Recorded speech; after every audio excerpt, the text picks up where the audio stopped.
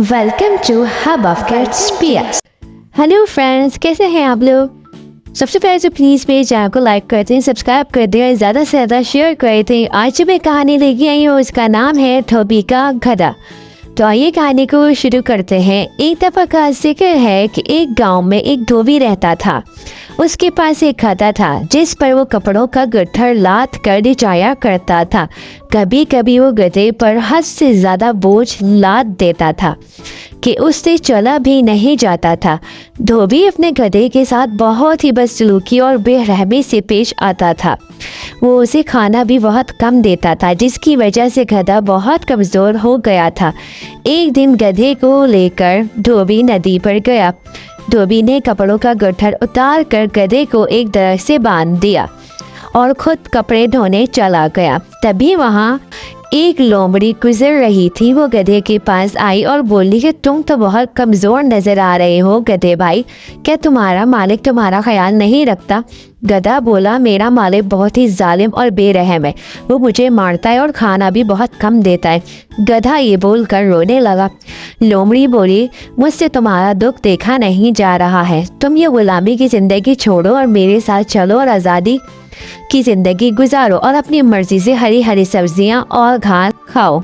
हरी घास का सुनकर गधे के मुंह में तो पानी आ गया। फिर गधे फिर दुखी होकर बोला कि मेरे तो गले में मालिक ने रस्सी बांधी हुई है, मैं बड़ा कैसे तुम्हारे साथ जा सकता हूँ। गधे की बात सुनकर लोमड़ी बोली कि मैं तुम्हारी रस्सी खोल दूंगी क्योंकि तुम्हारा मालिक तो कपड़े धोने में बिजी है। इस तरह तुम मेरे साथ भाग चलना। वो दोनों वहाँ से भाग गए। लोमड़ी गधे को एक खेत में ले गई और वहाँ जाकर दोनों ने खूब सब्जियाँ और फल और घास खाई।